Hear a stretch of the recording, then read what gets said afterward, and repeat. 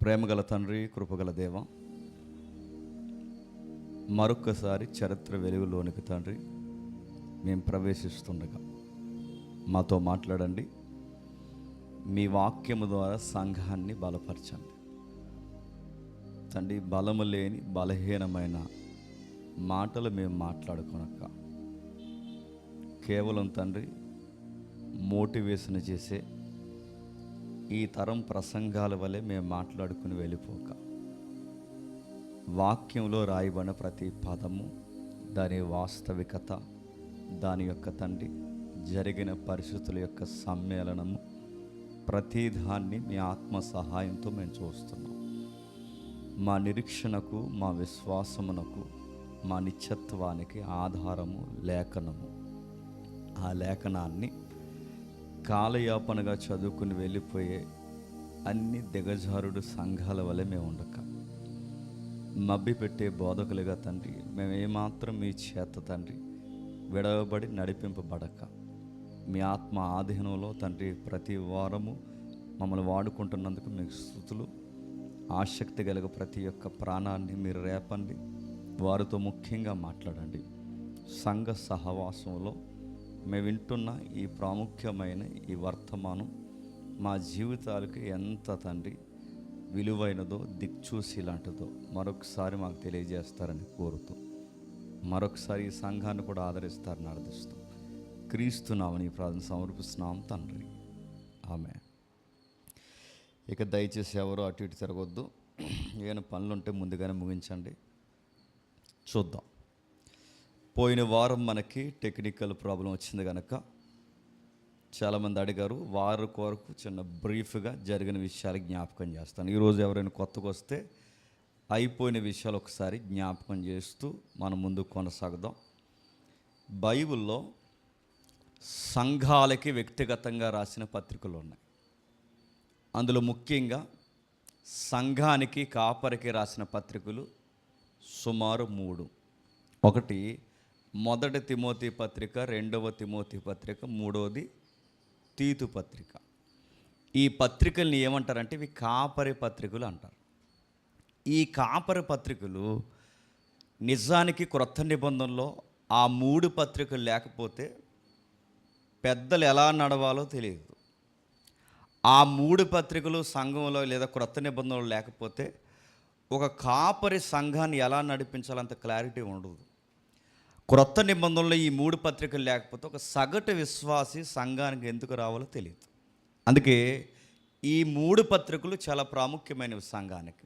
అందుకే వీటిని ఏమంటారంటే పండితులు ఇవి కాపరి పత్రికలు. రెండవది సంఘానికి మరింత ఉపయోగకరమైన పత్రికలు. ఈ 3 పత్రికల్లో సుమారు మొదటి తిమోతి పత్రిక, రెండవ తిమోతి పత్రిక మనకు అవగాహన ఉందనుకుంటున్నాను. ఎందుకంటే చాలాసార్లు మనం మాట్లాడుకున్నాం. ఈరోజు మనం మాట్లాడుకునేది క్రేతు సంఘం కోసం. అంటే క్రేతు సంఘం దేనికోసం రాశాడు? క్రేతు సంఘం క్షమించండి, తీతు పత్రిక దేనికోసం రాశాడంటే క్రేతు సంఘం కోసం రాశాడు. మొదటి తిమోతి పత్రిక, రెండవ తిమోతి పత్రిక దేనికోసం రాశాడు చెప్పండి? తీతు పత్రిక క్రేతు సంఘాన్ని ఉద్ధరించడానికి, దిద్దడానికి తీతుకు పత్రిక రాస్తే, మరి మొదటి తిమోతి పత్రిక, రెండవ తిమోతి పత్రిక ఏ సంఘాన్ని ఉద్ధరించడానికి రాశాడు? ఎఫెసీ. ఏదది? ఎఫెసీ. అందుకే అర్తిమీదేవ్ అనే గుడి దగ్గర సంఘం రోజు రోజుకి దిగజాడు కార్యక్రమాల్లో కలిసిపోతుందని వాటిని దిద్ది వాటిని సరిచేయడానికి ఎఫెసీ ప్రాంతానికి పంపబడిన ఒక గొప్ప కాపరి తిమోతి. ఇప్పుడు క్రేతు సంఘం దానికన్నా ఘోరాతి ఘోరంగా దిగజారిపోతుంది కనుక క్రేతు సంఘాన్ని బాగు చేయడానికి పంపబడిన వ్యక్తే చెప్పండి తీతు. ఈయన గురించి మనం ఆలోచించడానికి ఇంట్రడక్షన్లో లేదా పత్రికలో పరిచయంలో ఒక మాట చేత ప్రారంభించే ఎంతమందికి గుర్తుందో ఒకసారి చదువుదాం. తీతుకు రాసిన పత్రిక, అపోస్తలుడైన పౌలు గారు తీతు గారికి రాసిన పత్రిక మొదటి అధ్యాయం మొదటి వచనాల నుంచి చదువుదాం. మొదటి 4 వచనాలు కలుపునే చదువుదాం ఒకసారి. దేవుడు ఏర్పరచుకుని వారి విశ్వాసము నిమిత్తము నిత్య జీవన గూర్చి నిరీక్షణతో కూడిన భక్తికి ఆధారముకు సత్య విషయమైన అనుభవజ్ఞానము నిమిత్తము దేవుని దాసుడును యేసుక్రీస్తు అపోస్తలుడైన పౌలు మన అందరి విశ్వాస విషయంలో నా నిజమైన కుమారుడు తీతుకు శుభమని చెప్పి రాయినది, ఆ నిత్య జీవముకు అబద్ధమారనైన దేవుడును అనాది కాలమందే వాగ్దానం చేసిన గాని ఇప్పుడు మన రక్షకుడైన దేవుని ఆజ్ఞ ప్రకారం నాకు అప్పగింపబడిన సువార్త ప్రకటన వలన తన వాక్యమును యుక్తకాలమందు బయలుపరచును. తండ్రి అయిన దేవుని నుండి మన రక్షకుడైన యేసుక్రీస్తు నుండి కృపయు కనికరము సమాధానము నీకు కలుగునుగాక. ఏమర్థమైంది మన బోధ? మనకేం అర్థం అవ్వలేదు. పౌలు గారు ఒక వచనాలు రాస్తున్నప్పుడు చాలా సుదీర్ఘంగా రాస్తాడు. అందుకే ఆయన వచనాలు కొన్ని తెగిపోవు, ఆయన కంటిన్యూగా మాట్లాడతాడు.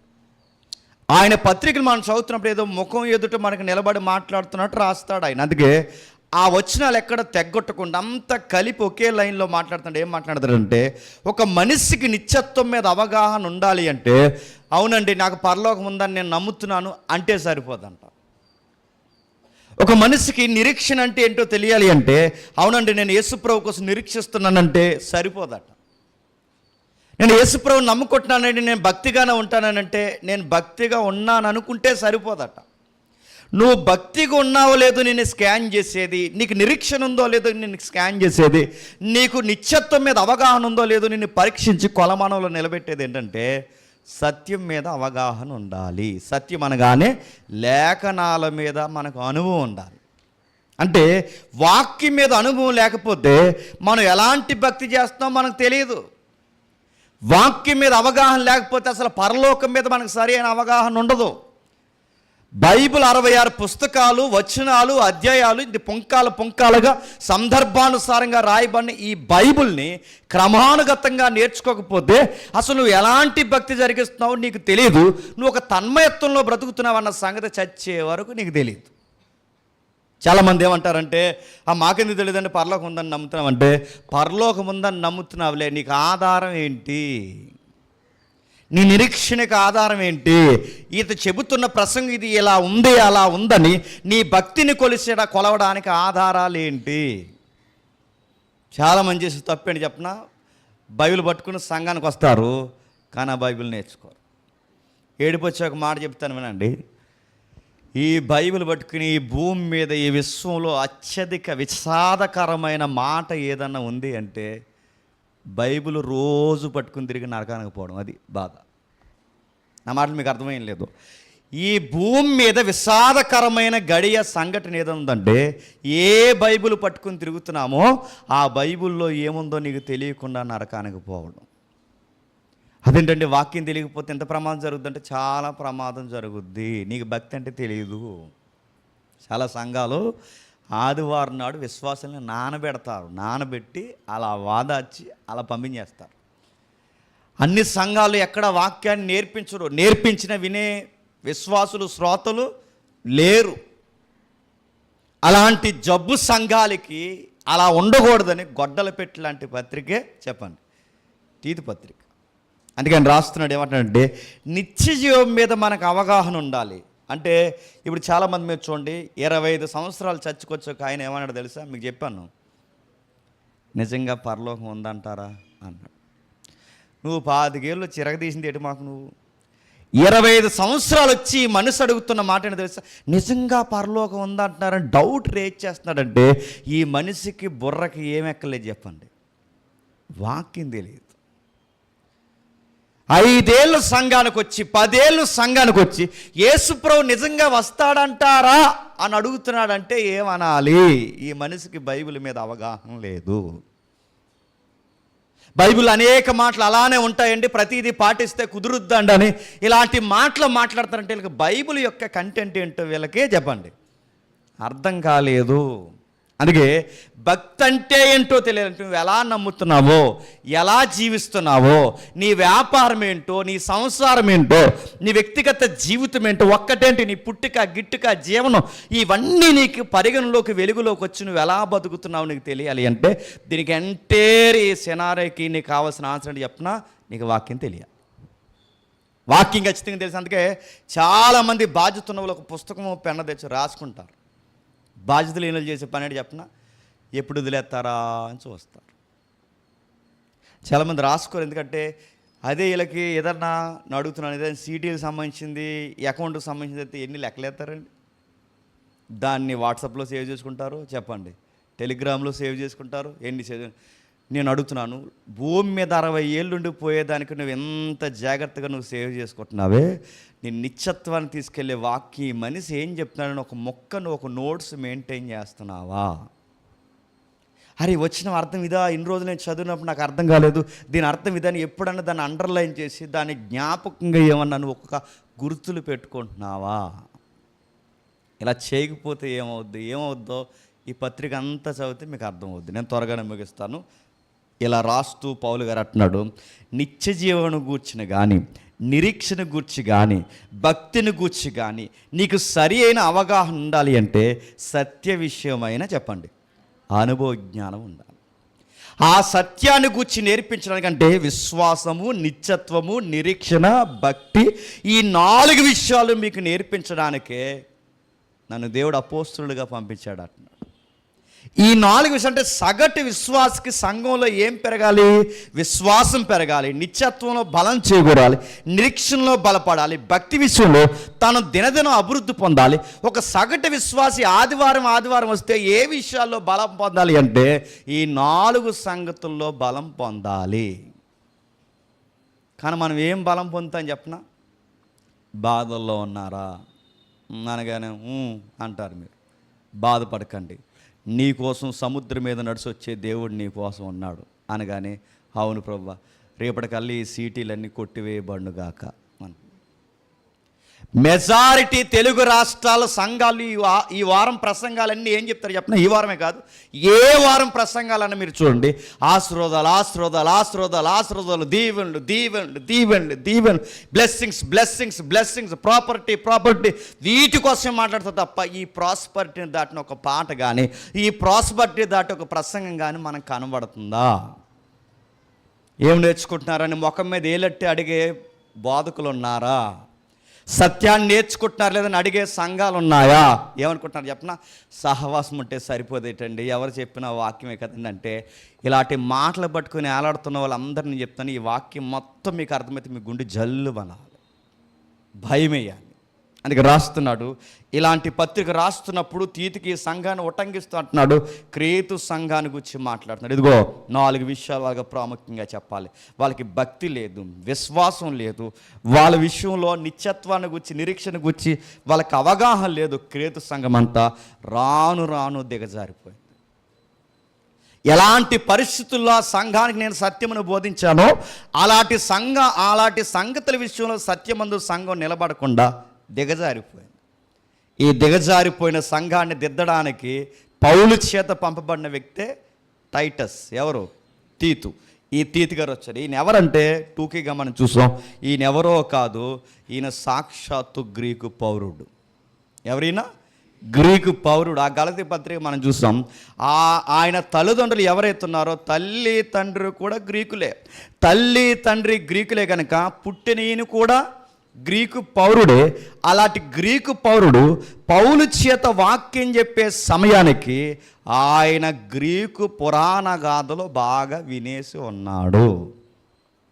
ఆ గ్రీకు పురాణ గాథలు ఏమన్నాడంటే, మన థంబ్నెయిల్లో లేదా మనం డిస్ప్లే చేసిన లాస్ట్ వీక్ మెసేజ్లో మీకు జ్ఞాపకం ఉండాలి, ఆ గ్రీకు పౌరుడికి పౌలు ద్వారా వాక్యం వినే సమయానికి, ఆయన క్రైస్తవుడిగా మారే సమయానికి, క్రేతు దీపానికి ఇలాంటి పరిచర్ల నిమగ్నమయ్యే సమయానికి ఆయన గ్రీకు వీరుల ఇతిహాసాలు, వీరుల గాథలు చాలా ప్రాచుర్యం పొందిన అనేకమైన వాళ్ళ మత లేదా వాళ్ళ సంస్కృతి లేదా వాళ్ళ నాగరికత మూల కథలుగా మాట్లాడుకుని అనేక కథలు ఆయన వినేసి ఉన్నాడు.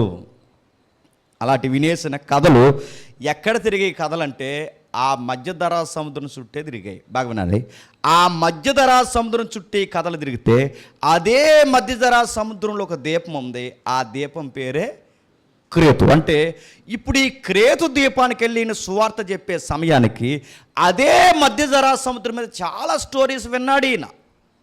ఈయనే కాదు, అపోల్లో విన్నాడు, ఈయనే కాదు, పరోక్షంగా తీతు విన్నాడు, ఈయనే కాదు, మొదటి శతాబ్దంలో అనేక మంది గ్రీకులు కానీ అనేక మంది బయట తెగలు, అనేక మంది గ్రీకు ప్రభావం చేత ప్రలోభానికి గురయ్యారు.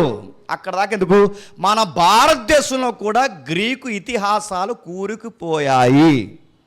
కొన్ని విషయాలు నేను ఓపెన్గా చెప్పకూడదు. మనం చనిపోయిన తర్వాత 9వ రోజు కానీ 3వ రోజు కానీ ఇవన్నీ వాళ్ళు తెచ్చిన సిద్ధాంతాలే. వాస్తు కానీ, దిక్కులు కానీ, సంఖ్యాశాస్త్రం కానీ, ముహూర్తాలు కానీ ఇవన్నీ తెచ్చింది ఆ గ్రీకు మైథాలజీ నుంచే వచ్చింది.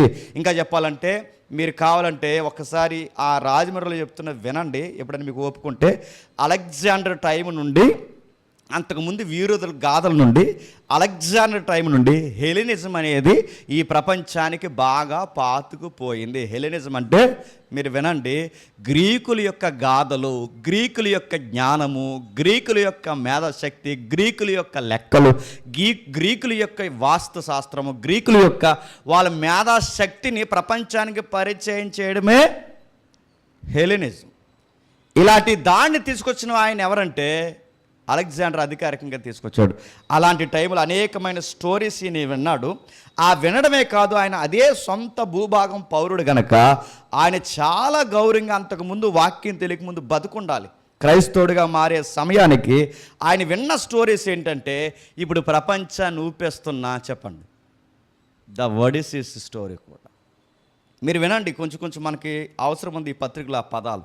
ద ఒడిసిస్ స్టోరీ మీకు లాస్ట్ వీక్ చెప్పాను. సుమారు $1 బిలియన్ అంటే 1000 కోట్ల రూపాయలతో దూసుకుపోతుందంట ఇప్పుడు ఒడిసిస్ మూవీ. అది ఈ ఒడిసిస్ మూవీ.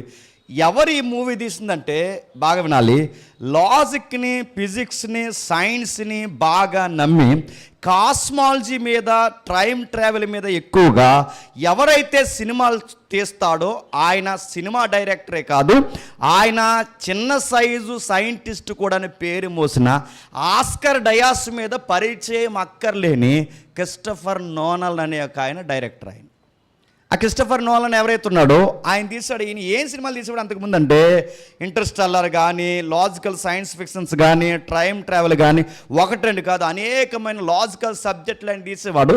అలాంటి ఆయన్ని కూడా ఈ గ్రీకు మైత్ స్టోరీ ఆయన్ని అట్రాక్ట్ చేసిందంటే ఇది మామూలు స్టోరీ కాదనమాట. మాట్లాడుతున్నా లాజిక్ లేకుండా ఆ మనిషి ఏ స్టోరీలు తీయడం. అందుకే ఆయన ఏమంటారు అంటే ఇది డైరెక్టర్ కాదు, ఈయన సైంటిస్ట్ అంటారు ఆయన్ని. అందుకే ఆ టైంలో ఒక పెద్ద నానుడు వచ్చింది. ఆ టైంలో ఆయన తీసిన సినిమాలు కానీ, టైం ట్రావెల్, టెనెట్ కానీ, ఇంటర్స్టెల్లార్ కానీ, ఈ మూవీస్ పిచ్చెక్కిపోతే ఆ ఆస్కర్ డయాస్ మీద వాళ్ళ గురించి మాట్లాడుతున్నప్పుడు టైంని ఎలా బ్లాక్ చేస్తారు, ఎలా నడుస్తారు, ఆయన సైన్స్ని అంటే ఆయన ఫిజిక్స్ని చాలా బాగా ఎక్స్ప్లెయిన్ చేస్తాడు. ఆ మధ్యకాలంలో సుమారు 8 మంది నోబెల్ ప్రైజ్ గ్రహీతలు, 8 మంది నోబెల్ ప్రైజ్ తీసుకున్న సైంటిస్టులు రికమెండేషన్ చేసిన సినిమా ఏంటో తెలుసా? ఇంటర్స్టెల్లార్ చూడమన్నారు. ఇంటర్స్టెల్లార్ అనేది ఆ పదం ఏంటో తెలుసా? మన సోలార్ సిస్టానికి దూరం వెళితే ఆ బ్లాక్ హోల్కి దగ్గరకు ఒక జోన్ ఉంటుంది, అంటే ఒక స్పేస్ ఉంటుంది. ఆ స్పేస్ లైన్ని ఏమంటారంటే ఇంటర్స్టెల్లార్ అంటారంటే మన టైం కానీ ఒక టైం స్పేస్ అన్నమాట. అలాంటి వాటిని స్క్రీన్ మీద చూపిస్తే ఈ ప్రపంచం ముక్కు మీద వేలేసుకుంది. అలాంటి లాజికల్ మైండ్ ఉన్నవాడిని కూడా ఈ స్టోరీ ఈ 2026-27లో కూడా అలాంటి మేధావులను కూడా ఆకర్షిస్తుందంటే నేను అడుగుతున్నాను, ఆ రోజుల్లో ఎంతమంది పౌరుల్ని, ఎంతమంది గ్రీకుల్ని, ఎంతమంది మనుషుల్ని ఇలాంటి స్టోరీస్, ఇతిహాసాలు ప్రభావం చేసి ఉండాలి. అలాంటి ప్రభావితమైన కాలంలో సువార్తకు దొరికిన అసలైన గ్రీకు వీరుడు ఎవరో తెలుసా? టైటస్. ఎవరు చెప్పండి? తీతు. ఆయన తీసిన బాగా వినండి, ఈయన తీసిన సినిమాకి ఇప్పుడు మ్యూజిక్కి బ్యాక్గ్రౌండ్ ఇంకా రకరకాల మాట్లాడుకుంటున్నారు, పిచ్చెక్కిపోతున్నారు. ఈరోజు ఒక వార్త వచ్చింది, మీరు ఎంతమంది పేపర్ చదవరు నాకు తెలియదు కానీ ట్రంప్ని ద ఒడిసిస్ని 2 కంపేర్ చేసి న్యూస్లో రాశారు. ఎంత పెద్ద మ్యాగజైన్ వేసి మీరు చూసారు లేదు. అందులో ఏం రాశారంటే ట్రంప్ నువ్వు మాట్లాడుతూ యుద్ధాలు ప్రకటిస్తున్నావుగా, యుద్ధాల వల్ల ఒరిగేది ఏముంది? యుద్ధాలు చేస్తే మనిషి ఒంటరి అయిపోయి చివరికి నా అన్నవాడు దొరక్క వాడు ఒంటరిగా వాడు సైకలాజికల్గా డిస్టర్బెన్స్ అవుతాడు. నీకు ఒడిసి సినిమా చూడలేదని మేధావులందరూ ట్రంప్ని ఏ సినిమా చూడమంటున్నారంట? ట్రంప్ని. నా ఒడిసి ఇది ఇప్పుడే వచ్చింది పేపర్లో. అంత ప్రభావితమైన స్టోరీస్ టైంలో ఈయన పుట్టాడు. అలాంటి భూగడ్డ మీద ఈయన బతుకుతున్న కాలంలో ఈయన ఆ స్టోరీస్ అన్నిటినీ కాదని సువార్తకు పెద్దపేట వేసాడంటే కారణం ఏంటో తెలుసా? ఆ చెప్పినాడు అలాంటి వాడు. ఎవరు చెప్పండి? అపోస్తుడైన పౌలు. నువ్వు ఏ సముద్రం మీద స్టోరీస్ అయితే నమ్ముతున్నావో, ఇలియట్ కానీ, వడిసిస్ కానీ, ఇంకా అకిలిస్ స్టోరీస్ కానీ, ఇంకా వడిసిస్ స్టోరీస్ కానీ, నువ్వేమైతే నమ్ముతున్నావు ఈ పుక్కిట పురాణాలు అవి. అసలు ఒరిజినల్ స్టోరీ ఏంటో తెలుసా? తీతు, టైటస్. ఒరిజినల్ అంటే చెప్పిన ఇదే మధ్యధరా సముద్రాన్ని ఆనుకొని, ఇదే తీర ప్రాంతాలను ఆనుకొని, ఇదే తూరు సీదు ప్రాంతాలకు దూరంగా వెళితే ఇక్కడ ప్రపంచంలో మధ్యలో ఒక ప్రాంతం ఉంటే, ఆ భూమధ్య రేఖకు మధ్యలో ఉన్న ఆ ప్రాంతం, క్షమించండి, ఆ భూమికి మధ్యలో ఉన్న ప్రాంతం మీద దేవుడు దీనుడిగా ఈ భూమి మీదకి వచ్చాడు. దేవుడు దీనుడిగా ఈ భూమి మీదకి రావడమే కాదు, మానవుల కొరకు దేవుడు చనిపోయాడు, ఆయన మరణించాడు, తిరిగి లేచాడు. దాని అంతటికే మేము సాక్ష్యం. ఇదిగో దీనికి ఆధారాలు ఇవి. నువ్వు నమ్ముతున్న స్టోరీస్కి, నువ్వు ప్రేరణ పొందుతున్న కథలకి ఆధారాలు లేవేమో కానీ, నేను చెబుతున్న దానికి వాస్తవాలు ఉన్నాయని తీతుకి ఎప్పుడైతే ఈయన సువార్త చేయడం ప్రారంభించాడో, తీతు అబద్ధాలు నమ్మడం మానేసి, చెప్పండి, నిజాన్ని నమ్మడం ప్రారంభించాడు. ఆ నిజం పేరే క్రీస్తును గూర్చిన సువార్త. ఆ సువార్త విన్న తర్వాత ఈయన చాలా ప్రభావానికి గురైన తర్వాత పౌలు గారికి కలిసి వచ్చే చక్కటి జత పనివాడు అయిపోయాడు. అందుకే లాస్ట్ వీక్ మీకు చెప్పిన మాటలు మీకు జ్ఞాపకం చేస్తున్నాను. ఎంత జత పనివాడంటే, తీతు లేకపోతే కొన్ని ఏరియాస్లో ఉన్న మీటింగ్స్ కూడా వాయిదా వేసుకునేవాడు. అంటే ఎవరు? పౌలు గారు. ఇంకా వినండి, యెరూషలేములో సున్నతికి సంబంధించిన గొడవ ఒక పెద్ద రచ్చ అయిపోయేది అపోస్తుల దృష్టికి. అంటే 12 మంది అపోస్తుల దృష్టికి వెళితే, ఆ అపోస్తుల దృష్టికి వెళ్ళిపోయినప్పుడు ఆ డాక్టర్ని డిస్కషన్ విషయంలో బర్నబాతో పాటు పౌలు గారు కూడా ఎవరిని తీసుకెళ్లారట? తీతుని తీసుకెళ్ళాడు. అంటే అదంతా గలతీ పత్రిక 2వ అధ్యాయంలో ఉంటుందంటే, తీతు గారిని కూడా సిద్ధాంతపరమైన విషయాలు తీసుకెళ్తాడంటే, పౌలు గారి యొక్క మైండ్ని సరిగ్గా అర్థం చేసుకునే వాళ్ళు ముందు వరుసలో ఉండేది ఎవరన్నమాట? తీతు ఉంటాడు. అందుకే తీతు రాక కోసం ఎదురు చూశాడు, తీతు బాగు కోసం ఎదురు చూశాడు, తీతుకు రికమెండేషన్ చేశాడు. తీతుకి ఎంత పెద్ద కితాబు ఇచ్చాడంటే, సంఘము చేత పంపబడిన అపోస్తులుడు అన్నాడు. ఎవరిని చెప్పండి? తీతుని. ఇంకా మాట్లాడాలంటే, వాళ్ళ క్రీస్తుకు మహిమై ఉన్నాడు. ఎవరు? తీతు. అంటే ఈ తీతుని పౌలు గారు ఎలా పంపిస్తారంటే, కొరింథీలో గొడవలు జరుగుతుంటే ఆ గొడవలు చక్కబెట్టడానికి ఎవరిని పంపుతాడు తెలుసా? తీతునే పంపుతారు. ఎందుకంటే ఈయనకి సిద్ధాంతాల మీద పట్టు ఎక్కువ. తిమోతికైనా పత్రిక రాస్తున్న వచ్చే వరకు కొంచెం లేఖనాలు స్టడీ చేయన్నాడేమో కానీ, తీతుకు మాత్రం ఆ మాటలు చెప్పాల్సిన అవసరం లేదు. తీతుకి పదే కొన్ని మాటలు. ఎందుకంటే తిమోతి కన్నా తీతు చాలా సీనియర్. పౌలు గారికి కుడి భుజం లాంటాడు, బాగా కలిసి వచ్చే మనుషులు. అందుకే కొరింథీ సంఘానికి వెళ్ళినప్పుడు తీతు ఏమంటాడు తెలుసా? అక్కడ విషయాలన్నీ ఆయన వాకప్ చేసి పౌలు గారు చెప్తే, దాని మీద లెటర్స్ రాస్తే, ఆ తీతు మళ్ళీ వచ్చిన తర్వాత ఇప్పుడు కండిషన్ ఎలా ఉందో సంఘంలో అడిగితే తీతు అన్నాడట, మొత్తం సెట్ అయిపోయింది సార్ అన్నాడు. అందుకే పౌలు గారు ఏమంటారంటే 5వ అధ్యాయం గారు మనం చదువుతుంటే, తీతు రాక వలన మేము బహుగా ఆనందించాం, మీ గురించి మంచి సమాచారం విన్నాం, మీరు చాలా గొడవలు పెట్టుకున్నారని విన్నాం, కానీ ఈయన వచ్చిన తర్వాత మీరు బాగుపడ్డారని విని చాలా సంతోషించాను. ఇలా తీతు కోసం మనం మాట్లాడుకుంటూ పోతే, ఈ తీతు ఇప్పుడు ఎక్కడికి పంపడ్డాడంటే, కొరింథీ పంపబడ్డాడు, పరిసర ప్రాంతాలు పంపబడ్డాడు. ఆ తిమోతి పత్రిక చదివినప్పుడు దల్మతి అనే ప్రాంతానికి పంపబడ్డాడు. ఇప్పుడు అత్యధికమైన ముఖ్యమైన ప్రాజెక్ట్ మీద ఎక్కడ పంపబడుతున్నాడంటే, క్రేతు ద్వీపానికి పంపబడుతున్నాడు. ఇప్పుడు చెప్పండి, ఈ క్రేతు ద్వీపం మూలాలు ఇంకా ఉన్నాయంటే చాలా ఉన్నాయి. దీని గురించి ఇంకా మీకు తెలియాలంటే లాస్ట్ వీక్ అయిపోయిన ఆ మెసేజ్ వినండి, అది ఇది వింటే మీకు బ్రైట్గా అనిపిస్తుంది. ఇప్పుడు మనం చూడాల్సింది, ఈ క్రేతు ద్వీపానికి వెళ్ళాడు. ఈ క్రేతు ద్వీపం ఎక్కడుంది? అటు ఆసియా, ఇటు యూరప్, ఈ 2 ఆఫ్రికా. ఇంకా చెప్తాను మీకు, జీకే బిట్ ఉపయోగపడుతుందేమో. యూరప్ ఖండంలో మొట్టమొదటి వెలసల్లిన నాగరికత ఏదంత ఉందంటే, అంటే ఈ ద్వీపాలు యూరప్లోకి వెళ్తాయి. ఈ యూరప్ ఖండంలో మొట్టమొదట వెలసల్లిన అతి నవనాగరికత కలిగిన ద్వీపం ఏదన్నా ఉంది అంటే క్రేతు ద్వీపం. ఇంకా చెప్పనా, గ్రీకు దేవతల స్టోరీలన్నీ, ఆ దేవతల పుట్టుకల స్టోరీలన్నీ ఈ ద్వీపం చుట్టే తిరుగుతాయి.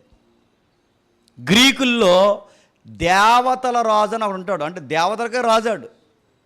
ఆడి పేరు జూయస్. ఆ జూయస్ గాడు ఎవడైతున్నాడో, ఇతను ఎక్కడ పుట్టాడట?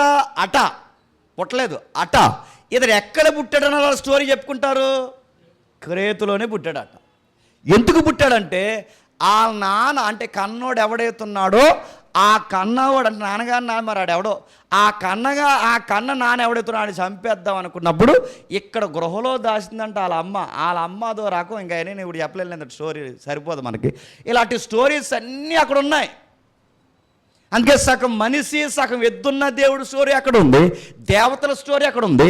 ఇంకా చెప్పాలంటే దేవతల్లో అందగత్తెలు అందరూ అక్కడే ఉండేవారంట. ఇవన్నీ చెప్తుంటే మీకు ఏవో గుర్తు రాకూడదు, ఇంకా అంతే, ఇంకా ముఖ్యాంశాలు. అయితే ఇక్కడ మీరు జాగ్రత్తగా వినండి. ఇలాంటి స్టోరీస్ దగ్గర ఇప్పుడు ఇలాంటి ప్రాంతంలో అసలు ఈ ద్వీపంలోనికి లేదా ఈ సముద్రం మధ్యలోకి ఇటు టర్కీ ఉంది, ఇటు గ్రీస్ ఉంది, ఇక్కడ మధ్యధరా సముద్రం ఇటలీ ఉంది. ఈ ఏరియాలో బాగా వినండి, ఈ సముద్రానికి ఆ దూర ప్రాంతంలో ఆ మైళ్ళ దూరంలో అక్కడికి తెగలు ఎలా వ్యాపించారంటే మీకు ముఖ్యాంశాలు ఒక మాట చెప్తాను ఇంట్రెస్ట్గా ఉండడానికి. గొలియాతు తెలుసుగా, గొలియాతుకి చుట్టాలు ఉంటారు అక్కడ ఆ ఏరియాలో. ఇంకా చెప్తున్నా, గొలియాతుకి చుట్టాలే కాదు, ఇంకా చెప్తానండి నోవహు గారి చుట్టాలు కూడా.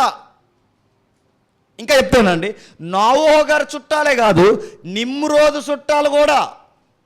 ఇంకా చెప్తానండి వాళ్ళందరూ ఎవరి తాలూకంటే, ఇంకా చెప్తాను వినండి, నోవహు గారి యొక్క పిల్లలు.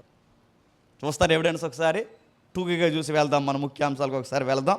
ఒక్కసారి ఆమోసు గ్రంథం తీయండి, క్షమించండి ముందు ఆది కాండం తీయండి. ఆది కాండము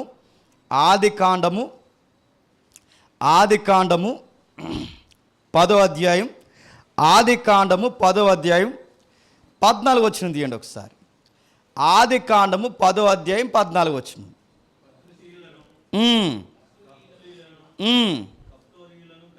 ఆ మాట గుర్తుపెట్టుకోండి, ఎవరట? కప్తోరీలు. ఎవరెళ్ళు? కప్తోరీలు. ఇప్పుడు బాగుండండి, ఈ ద్వీపంలో నివసించే ప్రజల పేరు ఏంటంటే కప్తోరు ప్రజలు. బాగా వినాలి, కప్తోరీ ప్రజలు నివసించే ద్వీపాన్ని చెప్పండి క్రేతు అంటారు.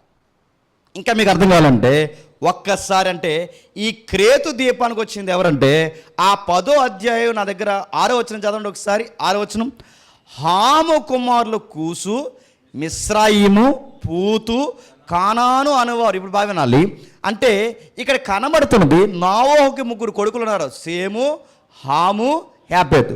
ఈ సేము, హాము, యాపెతు ఎవరైతున్నారో హాము సంతతి నుంచి వచ్చిన వాడే చెప్పండి కప్తోరి. ఎవరైతున్నారో ఈ కప్తోరీలు ఎవరైతున్నారో హాము సంతతి వారు. అంటే ఈ కప్తోరు హాము సంతతి అయితే హాము సంతతి నుంచి వచ్చిన వాడే నిమ్రోదు, హాము సంతతి నుంచి వచ్చిన వారే ఈ కప్తోరు ప్రజలు, హాము సంతతి నుంచి వచ్చిన వారే ఐగుప్తీలు. ఇంకా చెప్తానండి, హాము సంతతి నుంచి వచ్చిన ఐగుప్తీలు, హాము సంతతి నుంచి వచ్చిన వారే జోర్డాను భాగంలో ఉన్నవారు, హాము సంతతి నుంచి వచ్చిన వారే కానాను 7 తెగలు, హాము సంతతి నుంచి వచ్చిన వారే ఫిలిస్తీన్లు, హాము సంతతి నుంచి వచ్చిన వారే చెప్పండి కప్తోరీలు. అంటే వీళ్ళందరూ ఎవరంటే చుట్టాలు అన్నదమ్ములు పెట్టాలంటే ఈజిప్టియన్స్ కానీ ఫిలిస్తీన్స్ కానీ ఇంకా చెప్పాలంటే ఈ క్రేతు ద్వీపవాసులు కానీ వీళ్ళందరూ ఎవరయ్యంటే అన్నదమ్ముల బిడ్డలు అన్నమాట ఫిలిస్తీన్లు కానీ. వీళ్ళందరూ మాట్లాడుకుంటే ఇంకా మీకు రైట్గా అర్థం కావాలంటే ఇలాంటి వారు ఎక్కడ మాట్లాడుతున్నాడు ఒక్కసారి ఆమోసు గ్రంథం తీయండి. ఆమోసు గ్రంథము 9వ అధ్యాయం, ఆమోసు గ్రంథము 9వ అధ్యాయం, ఆమోసు గ్రంథం 9వ అధ్యాయం 7వ వచనం. ఇంకా తిరగేస్తున్నారు, తీయండి. ఇశ్రాయేలులారా, మీరును కూసీలును నా దృష్టికి సమానులు కారా? నేను ఐగుప్తీ దేశంలో నుండి, ఇశ్రాయేలీలైన కప్తోరు దేశంలో నుండి, ఫిలిస్తీన్లను, కీరు దేశంలో నుండి సిరియానీలను రప్పించింది. ఇప్పుడు చెప్పండి, మీరు జాగ్రత్తగా వినండి, ఐగుప్తీ నుంచి 430 సంవత్సరాల తర్వాత తీసుకొచ్చిన ప్రజలు ఎవరు? తీసుకురాబడిన ప్రజలు ఎవరు? ఇశ్రాయేల్ ఐగుప్తీ నుంచి వచ్చారన్నది ఎంత వాస్తవమో ఫిలిస్తీన్లు కప్తోరీలు కూడా అంతకుముందు ఎక్కడి నుంచి వచ్చారట చెప్పండి? క్రేతు నుంచి వచ్చారట. మీకు చరిత్ర మ్యాచ్ చదువు వినండి. రామ్సెస్ 1, రామ్సెస్ 2 అని చదువుకుంటా చూసారా, ఐగుప్తి నాగరికత. ఈ రామ్సెస్ 2 టైంలోనే రామ్సెస్ 2, రామ్సెస్ 3 ఈ టైంలోనే కప్తోరు ప్రజలు అంటే ఆ ద్వీపంలో ఉన్న ప్రజలు ఐగుప్తి పరిసర ప్రాంతాలకు వస్తారు. మీకు అర్థమైపోయిన కొంచెం చెప్పి అర్థమైనట్టు చూడండి. నా మాటలు అర్థమవుతున్నాయా? మనకు పత్రిక ఇంపార్టెంట్. అయితే ఈ మాటలు ఏదైతే మనం చదువుతున్నామో వీళ్ళు అక్కడి నుంచి వచ్చిన తర్వాత అక్కడి నుంచి ఎప్పుడైతే ఉన్నారో వీళ్ళు వచ్చిన తర్వాత ఐగుప్తి మీద దాడి చేస్తే రామ్సెస్ 2 ఏం చేస్తారంటే వీళ్ళు చెదరగొడతాడు. వీళ్ళు ఎప్పుడైతే చెదరగొట్టారు రామ్సెస్ 2 వీళ్ళని చెదరగొట్టిన తర్వాత ఉండనివాడు. ఎందుకంటే అప్పటికే మిస్రాయిము తెగ, అంటే మిస్రాయిం అంటే ఎవరు? ఈజిప్టియన్స్. ఈ మిస్రాయిం ఎక్కడి నుంచి వచ్చాడు? హామ్ నుంచి వచ్చాడు. హామ్ ఎక్కడి నుంచి వచ్చాడు? నోహు నుంచి వచ్చాడు. అంటే యూరోప్ కానీ, ఆసియా కానీ, ఆఫ్రికా కానీ, పశ్చిమ దేశాలు ఏవైనా కానీ, ఇక్కడ మనం మాట్లాడుకుంటున్న ఈ ఈస్ట్ భాగాలు కానీ అన్నిటికీ మూలాలు ఎవరంటే నోహు సంతానం నుంచే చెప్పండి వచ్చారు. ఇప్పుడు మాట్లాడుకుంటున్నాం. వీళ్ళు ఎప్పుడైతే ఆ దీపాలు ఉండేవారు పడవలు వేసుకుని సముద్రం దొంగల్లాగా ఇలాంటి దొంగతనాలు చేస్తూ అనేకులను దోసుకొని ఇలాంటి పిచ్చి పనులన్నీ చేస్తున్నప్పుడు అక్కడ సముద్రం మీద భయంకరమైన సునామీ లాంటి ప్రభావాలు వచ్చాయి. ప్రకృతి వైపరీత్యాలు, భూకంపాలు, ఇలాంటి దాడి ఎప్పుడైతే జరిగిందో అక్కడ ఉండలేక వీళ్ళు ఏం చేశారంటే అట్నుంచి అటు వచ్చి సరాసరిగా అలాంటి పర్వతాలు పేలితే అట్నుంచి అటు వచ్చి వాళ్ళు ఏం చేశారంటే ఐగుప్తి మీద కన్నేశారు. ఎందుకంటే వీళ్ళు కష్టపడరు, ఎక్కడికక్కడే దోసుకుని బ్రతకడమే వీళ్ళ పని. అందుకే సముద్రం మీద ప్రయాణికులను దోసుకుంటారు. ఎప్పుడైతే ఐగుప్తి బాగా వరదలుతుంది కనుక ఐగుప్తి నుంచి వచ్చి తీర ప్రాంతాల నుంచి వచ్చి ఐగుప్తి మీద ఎప్పుడైతే దాడి చేస్తున్నారో ఈ దాడి చేసినప్పుడు అప్పటికి రామ్సెస్ 2 ఐగుప్తిని పరిపాలిస్తున్నప్పుడు తరిమేశాడు వాళ్ళని. ఎప్పుడైతే వాళ్ళని తరిమేసారో ఆ తరిమేసిన వాళ్ళకి దగ్గరలో చుట్టాలు ఉన్నారు. ఐగుప్తి నుంచి అలా పరిగెట్టుకొస్తే కానాను భూభాగంలో చుట్టాలు ఉన్నారు. ఆ కానాను భూభాగంలో కప్తీరీలకున్న చుట్టాలు ఎవరంటే ఫిలిస్తీన్లు చుట్టాలు ఉన్నారు. ఎవరు? ఫిలిస్తీన్లు. అందరూ అన్నదమ్ములు బిడ్డలని చదివాంగా. ఈ ఫిలిస్తీన్లో ఉన్న ఒక తాడోడు ఉండేవాడు. తాడిగాడు ఎవరు చెప్పండి? గోలేదు. అందుకే వీళ్ళకి చుట్టాలు గుర్తుపెట్టుకోండి. ఎందుకు? కప్తోరీలు ఫిలిస్తీన్లకి, అంటే కప్తోరీలు ఫిలిస్తీన్లు అన్నదమ్ములు బిడ్డలు కనుక గొలియాతు కూడా ఎవరి తాలిక అన్నమాట. అంటే వీళ్ళ డిఎన్ఏ కానీ వీళ్ళ బ్రీడ్ ఎలా ఉంటుందంటే చాలా ఎత్తుగా బలంగా వీళ్ళ దాడులు చేసి బతుకుతారు. వీళ్ళ బ్రతుకు అలాంటి బ్రతుకు. ఎందుకంటే చూడడానికి ఇక్కడ బాగుంది కానీ అంత చూడడానికి బాగా చాలా వైలెంట్గా ఉంటారు వాళ్ళు, వైల్డ్గా బిహేవ్ చేస్తారు వాళ్ళు. అలాంటి వారు అలాంటి ప్రాంతంలో ఇప్పుడు దేవుడు ఏమంటున్నాడంటే తీతు ద్వారా ఇప్పుడు సువార్త ప్రక్షాళన జరిగించడానికి పౌలు ద్వారా తీతు పంపబడుతున్నాడు. ఇంకా మీకు క్లారిటీ రావాలంటే ఒక్కసారి ఇర్మియా గ్రంథం తీయండి. ఇర్మియా గ్రంథం 47వ అధ్యాయం.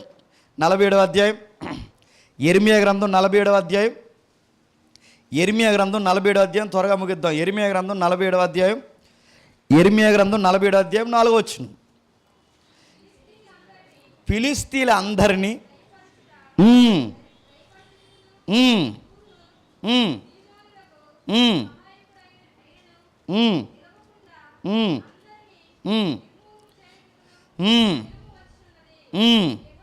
యెహోవా కప్తోరు దీపశేషులు అని ఎంత క్లారిటీగా ఉందో చూడండి. బైబుల్ కథల పుస్తకం కాదనడానికి ఇది ఇలాంటి పదాల ఆధారమే.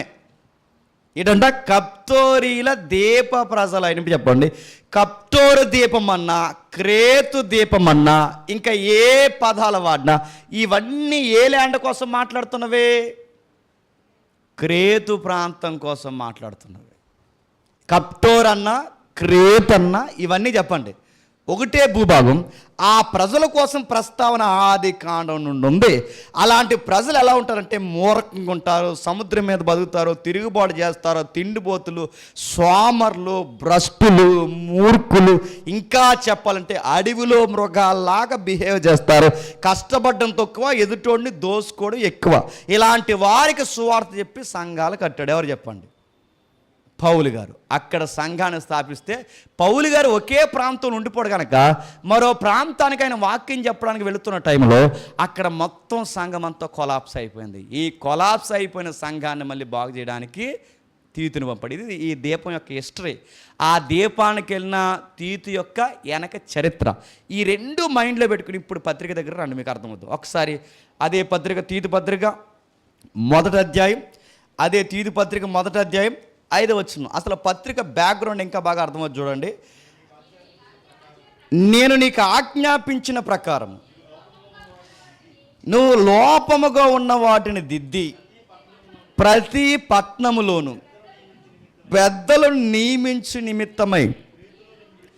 ఆ వచనం చదువుతున్నప్పుడు మీకు ఏం డౌట్ రావట్లేదా? మళ్ళీ మీకు ఇంటేస్తాను చెప్పండి. ఆ వచనం చదువుతున్నప్పుడు మీకు జాగ్రఫీకి సంబంధించిన డౌట్ ఏమీ రావట్లేదా? మళ్ళీ ఒకసారి చదవండి. నేను నీకు ఆజ్ఞాపించిన ప్రకారం నువ్వు లోపముగున్న వాటిని దిద్ది ప్రతి పట్టణంలోను పెద్దలను నియమించి దిద్దడానికి నిన్ను ఎక్కడ వదిలేశాను? ఇప్పుడు చెప్పండి. క్రేతులో వదిలేశానంటూనే ఆయన ఏమన్నాడంటే చెప్పండి పట్టణాలు. అంటే ఈ ద్వీపంలో ఒక పట్టణమే లేదు, చెప్పండి, చాలా పట్టణాలు ఉన్నాయి. ఇంకా చెప్తాను వినండి. దీని సైజ్ ఎంత ఉంటుందంటే క్రేతు ద్వీపం సుమారు 8,330 చదరపు కిలోమీటర్ల అంత పొడవు ఉంటుందంట. 8,330 చదరపు కిలోమీటర్లు. ఇది తూర్పు నుండి పరమటికి 260 కిలోమీటర్ల పొడవు. ఇది ఉత్తరం నుండి దక్షిణానికి దీని ఎడల్పు 60 కిలోమీటర్లు. ఇలాంటి కాకినాడని, రాజమండ్రిని చాలా టౌన్లు పడతాయన్నమాట. అందులో అంత పెద్ద ద్వీపం అది. కొన్ని వేల కిలోమీటర్ల పొడవు ఉంది, కొన్ని వందల కిలోమీటర్ల ఎడల్పు ఉంది. ఈ పట్టణం భాగమేనండి. ఈ ద్వీపం మీద చాలా పట్టణాలు ఉండేయంట. అందుకే హోమర్ ఉన్నాడుగా. ఎవడో హోమర్ అంటే ఒడిసీస్ రాసిన రచయిత. క్రిస్టఫర్ నోలన్ కాదు, ఆ కథ రాసింది ఎవరు చెప్పండి? ఒడిసీస్ స్టోరీ ఎవరైతే హోమర్ అప్పుడోడు.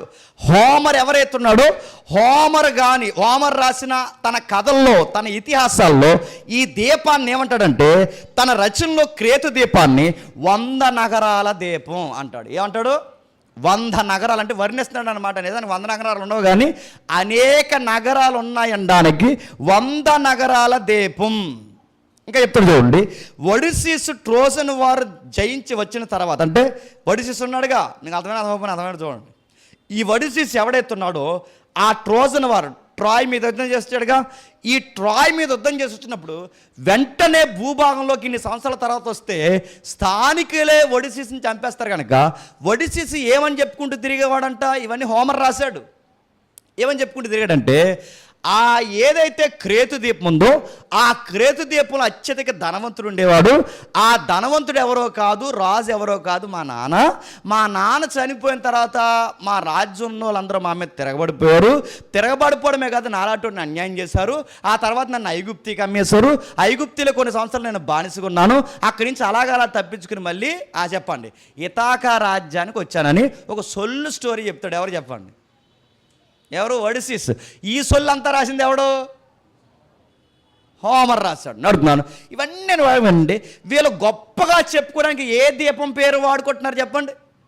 వీళ్ళ స్టోరీస్, వీళ్ళ కథలు హైలైట్ చేసుకోవడానికి, వీళ్ళ కథ గొప్పది అని చెప్పుకోవడానికి వాళ్ళు వాడుకున్న భూభాగం ఏంటంటే చెప్పండి, క్రేతు ప్రాంతం. అంత ఫేమస్ స్టోరీస్ ఉన్నాయి దాని చుట్టూ.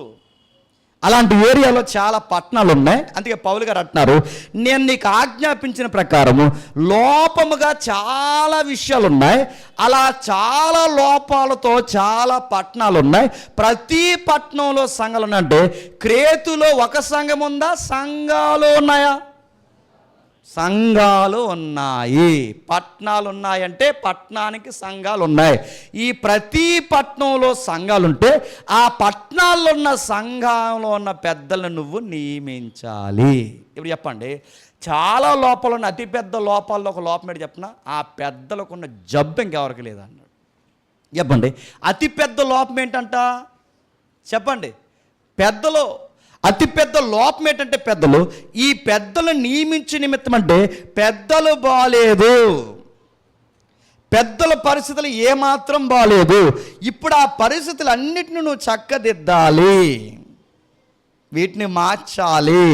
అక్కడ ఎంతో నాగరికత ఉంది, అక్కడ ఎంతో ఇతిహాసాలు ఉన్నాయి, అక్కడ ఎంతో పుక్కిట పురాణాలు ఉన్నాయి, అక్కడ రాసుకునే మాటలు ఎన్నో ఉన్నాయి. కానీ వీళ్ళందరినీ సెడగొట్టే కొంతమంది స్పీకర్లు అక్కడ తయారయ్యారు.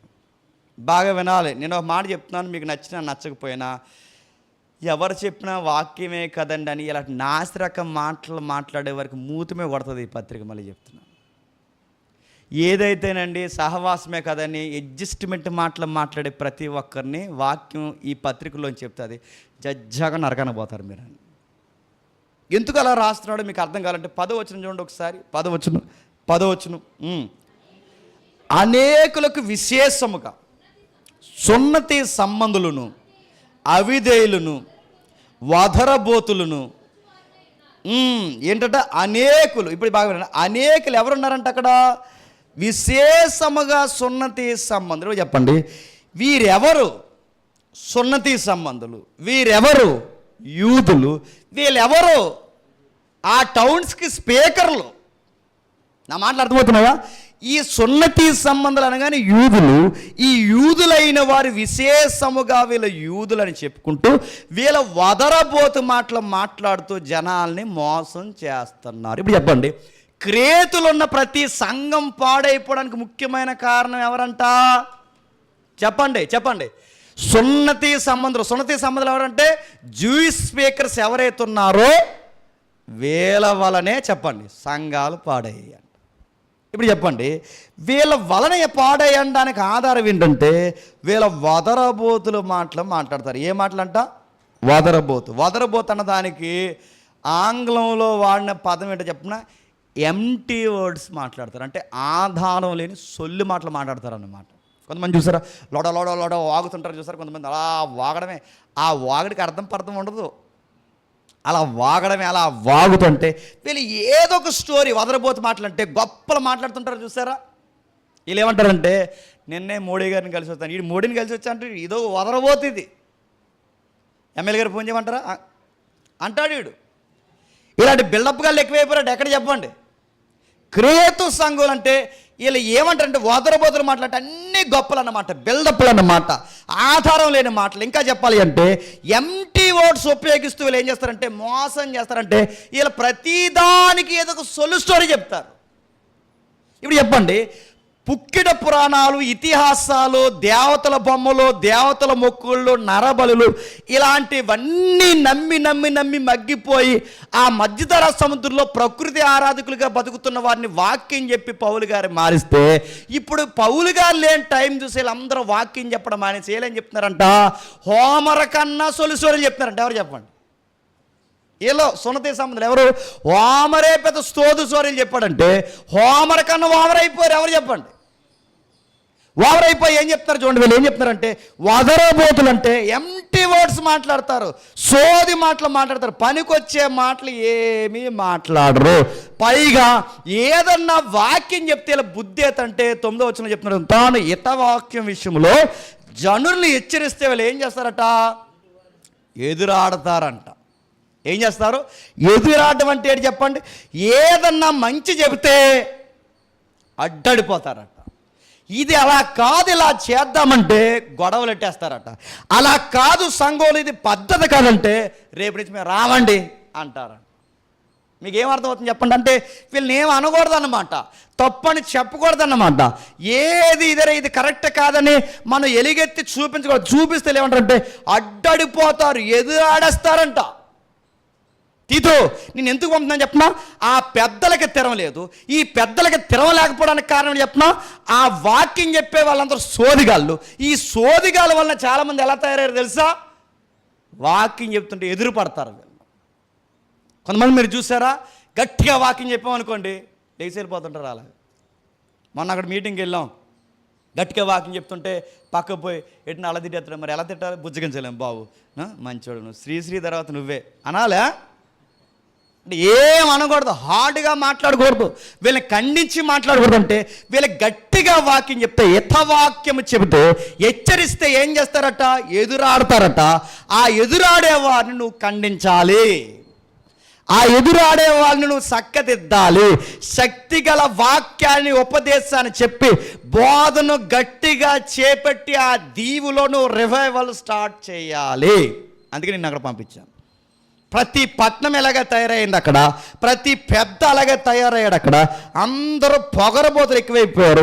వీళ్ళు ఏం మాట్లాడతారంటే వదరబోతు మాటలు మాట్లాడతారంటే వీళ్ళు మాట్లాడే మాటలకు ఆధారాలు ఉండవు. ఇలా 100 మందిని పోగేసుకుంటారు, కూర్చోబెడతారు. ఏం చెప్తారంటే సోది చెప్తారు. ఇప్పుడు కూడా చెప్పండి, ఇప్పుడు తెలుగు రాష్ట్రాల సంఘాల్లో కూడా వారం వారం ఏం చెప్పుకుంటారు చెప్పండి? సోదే. ఏం చెప్తారు చెప్పనా? మాకు పెళ్ళైన కొత్తలో ఏం జరిగిందంటే, ఆ రోజు పాస్టర్ అమ్మగారు నన్ను ఎలా చూశారంటే అలా చూశారు అనగానే మీరు తప్పట్లు కొడతారు. తిరం లేదు మీకు అసలు. నా పెళ్లి విషయాలు మా పాస్టర్ అమ్మ ఎలా చూసిందో అదే పులిపేట మీద నిలబడి నేను వాక్యం చెప్తుంటే మీరు తిరం పోయి ఆదివారం వాక్యం అదే అనుకుంటారంటే మీకు బుర్రలు పనిచేస్తున్నాయా? ఎంటీ వర్డ్స్ అవి. నా పిల్లల కోసం పులిపేట మీద ఎందుకు చెప్పాలి? నా వైపు కోసం పులిపేట మీద ఎందుకు చెప్పాలి? నా కోసం పులిపేట మీద ఎందుకు చెప్పాలి? నా సొంత విషయాలు, నా లబ్ధి విషయాలు చెప్తుంటే మీరు ఎందుకు వింటున్నారు? అసలు మీకు బుర్ర పనిచేస్తుందా? సీరియల్ ఎన్నట్టు వింటున్నారు మీరు ఈ మాటలన్నీ? లేదా తెలుగు రాష్ట్రాలు ఎంటలేదు చెప్పండి. మీరు ఏ బోధన చూడండి. పాస్టర్ అమ్మగారు నేను మొన్న ఇట్లా వెళ్ళినప్పుడు ఏం జరిగిందంటే, ఇట్లా వెళ్ళినప్పుడు కొట్టిపోయారు నదిలోనే. ఇట్లా వెళ్ళినప్పుడు ఏం జరిగింది? మీరు ఎట్లా వెళ్తే మాకెందుకు, 5 స్టార్కి వెళ్తే మాకెందుకు, రోడ్డు మీద నిలబడితే మాకెందుకు? చాలామంది పాస్టర్లు, నేను మొన్న పెట్టాను ఒక మెసేజ్, వ్యక్తిగతంగా బయటికి పెడితే బాగుందని. చాలామంది పాస్టర్లు ఫ్యాషన్ షోలో డిజైనర్స్ లాగా, మోడల్స్ లాగా తయారవుతున్నారండి. నిలబడింది. నేను ఆ సహోదరికి పెట్టాను, పేరు చెప్పకూడదులేండి. అమ్మ ఏమనుకోకమ్మా, నీవంటూ గౌరవం ఉంది, క్రైస్తవ సమాజంలో మీకు మంచి సాక్ష్యం ఉంది, మీకు ఎందుకమ్మా ఈ హీరోయిన్ స్టైల్ ఫోటోలు అన్నీ పెడుతున్నారని వాళ్ళకి రిప్లైలు పెడితే ఎంతమంది కనబడిన ప్రతి పాస్టర్కి పెట్టండి, ఈ సోషల్ మీడియా కనబడుతున్నారు. ఒక్క ఆవిడ రిప్లై ఇస్తే ఒట్టు ఎవరు. ఎందుకంటే వాళ్ళకి భక్తి అంటే చెప్పిన షో చేసుకోవడమే భక్తి. అలాగెళ్తారు, ఇలాగెళ్తారు. ఆ రోడ్డు మీద పచ్చగా మొక్కలు అనుకున్నాక నిలబడి ఎలాగో స్టైల్ ఇస్తారు. కింద కామెంట్లు మీరే క్రియేతులో ఉండాలి, మీరు అందరూ నడుతున్నారు మీరే.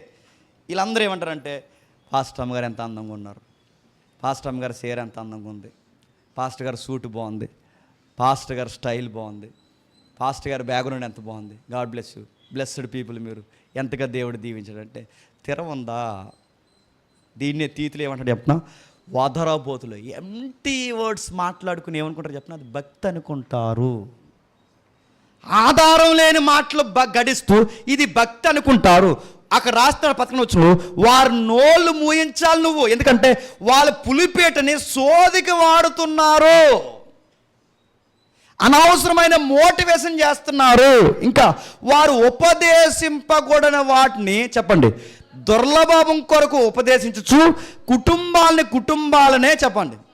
ఇప్పుడు చెప్పండి వాళ్ళ మోటో ఏంటన్నమాట అంటే, ఎందుకు ఇలాంటి స్టోరీ చెప్తారు, ఎందుకు సొంత కథలు చెప్తారు? అరే క్రేతు దీపంలో ఇప్పటికే కథలు పేరుకుపోయి ఉంటే వీళ్ళొచ్చి వాకింగ్ చెప్పకుండా వీళ్ళు కూడా కథలు ఎందుకు చెప్తున్నారంటే, కథలు చెప్పడానికి కారణం వాళ్ళకి ఇంటెన్సిటీ చెప్పిన మోసం చెయ్యాలి. అక్కడ రాశారుగా, వాళ్ళు మోసం చేసి ఏం సంపాదించాలనుకుంటున్నారంటే ఏదో ఒక లాభం, వాళ్ళకి లాభాలు కావాలి, లాభం కోసం ఏదో ఒక కథ అల్లుకుని వస్తారు. ఈ కథలుకుని ఏం చేస్తారంటే కుటుంబాలను ఏం చేస్తారు చెప్పండి, పాడు చేస్తారండి. అంటే వీళ్ళ పనుల్లో ఒకటే ఉపదేశింపకూడని వాటిని ఉపదేశించుతూ అనవసరమైన విషయాలు మాట్లాడుతూ ఎందుకు జనాల్ని మోసం చేస్తున్నారు వాక్యం చెప్పకండి అంటే వీళ్ళ అవసరాలు తీరాలి. ఇప్పుడు చెప్పండి, నేను ముగిస్తున్నాను. స్పీకర్స్ క్రేతు ఏరియాలో ఏం చెప్తున్నారా స్పీకర్స్ అంటే ఏం చెప్పరు చెప్పండి. వారానికి ఒక కథ చెప్తారు, ఆధారం లేని మాటలు చెప్తారు.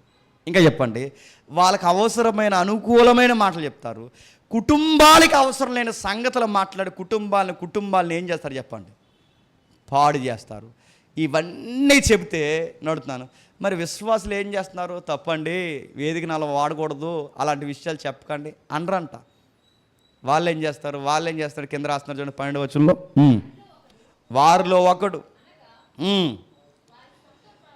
వారి సొంత ప్రవక్తలలో ఒకడు ఇట్లా అన్నాడట, క్రేతీలు ఎల్లప్పుడూ అబద్ధికులు, దుష్టమృగములను, సోమరులకు తిండిబోతులను.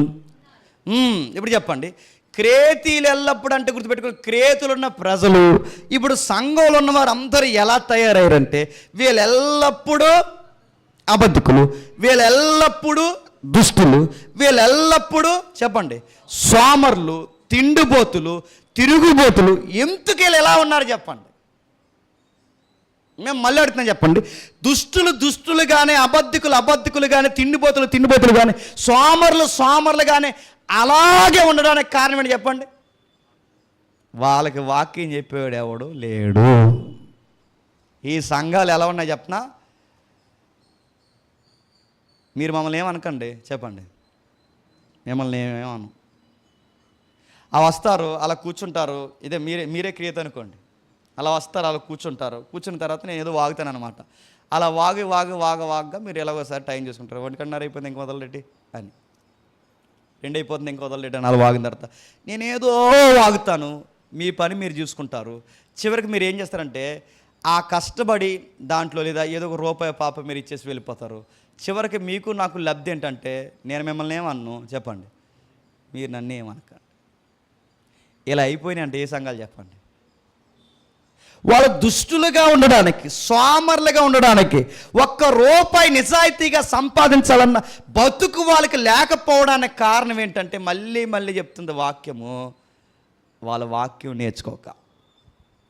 మీకు మాట చెప్పనా, కష్టపడాలి, ₹1 సంపాదించాలి, నిజాయితీగా ఉండాలి, అబద్ధాలు ఆడి డబ్బులు సంపాదించకూడదు, నిజాయితీగా బతకాలి, జీవితానికి ఒక లక్ష్యం ఉండాలని ఒక మనిషికి అర్థం కావట్లేదంటే కారణం ఏంటి చెప్పనా? వాడికి వాక్యం తెలియదు. ఇప్పుడు చెప్పండి, చాలామంది సంఘాల్లో, చాలామంది సేవకుల్లో, బ్రదర్ మీరు ఏం చేస్తుంటారని అడిగితే ఆ మనిషి ఏమంటాడు చెప్పనా? దేవుడిని నమ్ముకున్నానండి అన్నాడు. దేవుడిని నమ్ముకున్నావులే, ఏం చేస్తుంటావంటే ఏం చేయనండి చెప్పండి. దేవుడిని ఏమీ చేయడంట, దేవుడిని నమ్ముకున్నాడు నడుతుంది. ఈడు ఏ దీపంలో ఉండాలండి? అరే దేవుడిని నమ్ముకుంటే ఏం చేయరా? దేవుణ్ణి నమ్ముకుంటే తినేసి పడుకుంటారా?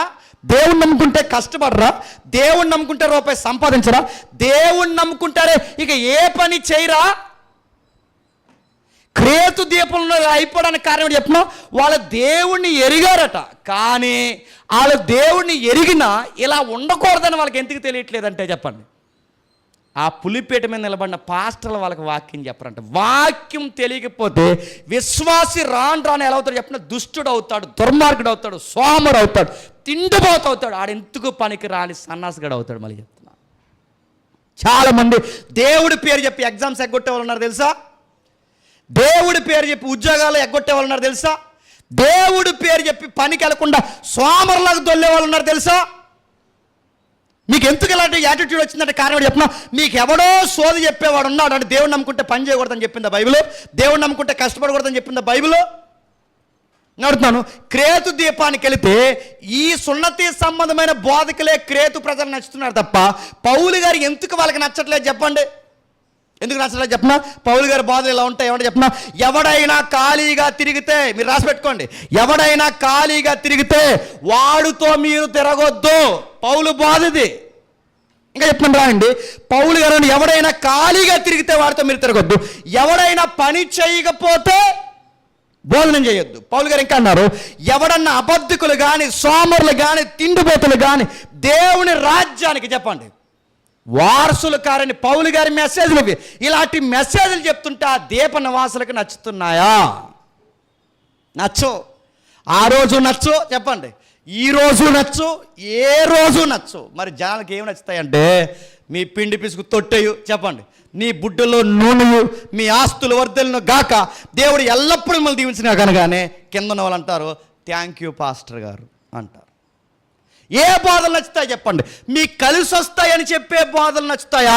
కష్టపడండ్రా, మనిషి అయి పుట్టిన తర్వాత కష్టపడాలి, ₹1 దాయాలి, నిజాయితీగా బతకాలి, అబద్ధాలు ఆడకూడదు, ఎక్కువ తిని తాగి దొల్లే పనులు చేయకూడదు, సోమరిగా ఉండకూడదు, బద్ధకస్తుడిగా ఉండకూడదు, నీ ఆరోగ్య విషయంలో, నీ కష్టం విషయంలో లక్ష్యం కలిగి ఉండాలని ఇలాంటి బోధ చెప్తే జనాలకి నచ్చుతాయా? నువ్వేం చేయకపోయినా పర్లేదు, ఆకాశవాక్యంలో దేవుడు ఇప్పుడు నీ కురిపెత్తాడని అంటే నచ్చుతాయి చెప్పండి? ఏ నచ్చుతాయి చెప్పండి? మీరే పని చేయకండి, కనిపెట్టండి. ఏం కనిపెట్టాలి? ఉద్యోగం చేయకండి, ఇటు కనిపెడితే డబ్బులు ఆడతాయండి పైనుంచి. ఏం చేయకండి, ఏం కనిపెట్టాలి? తొలి సాక్ష్యాలు చెప్పిన తెలుగు రాష్ట్రాల్లో, నేను డబ్బులు లేవు, నేను దేవుని కోసం ఉద్యోగం మానేసిన తర్వాత ఎలా ప్రభు అని కానీ అకౌంట్లో ఇలా వెంటనే చూసినట్టే ₹1,00,000 ఉన్నాయండి. ఎలా వచ్చినాయండి ₹1,00,000? రూ. 1,00,000 ఉన్నాయని కానీ ఈ 1,00,000 ఎలా వచ్చినాయని కానీ రూ. 1,00,000 చూసిన వెంటనే అయ్యో ఎవరో పొరపాటు నేస్తారు, బ్యాంక్ నేను ఇన్ఫర్మేషన్ ఇవ్వాలి అనుకోలేదంట. ఇప్పుడు ఈ అకౌంట్ డైరెక్ట్ ఎక్కడి నుంచి వచ్చినాయంట? జైలు వెళ్ళండి వీళ్ళందరినీ చెప్తున్నాను. ఎవడో పొరపాటు నా అకౌంట్ మిస్ అయ్యొచ్చు ఉంటుంది, కొట్టుంటారు.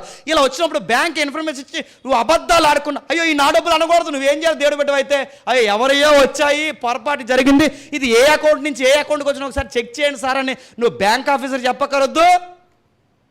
పైపేసికి ఆ రూ. 1,00,000 పట్టుకుని ఏమన్నారంట, దేవుడు నాకు రాత్రి అకౌంట్లో చెప్పండి క్రేతులో పడేయాలండి. వీళ్ళందరినీ చెప్తున్నాను నేను.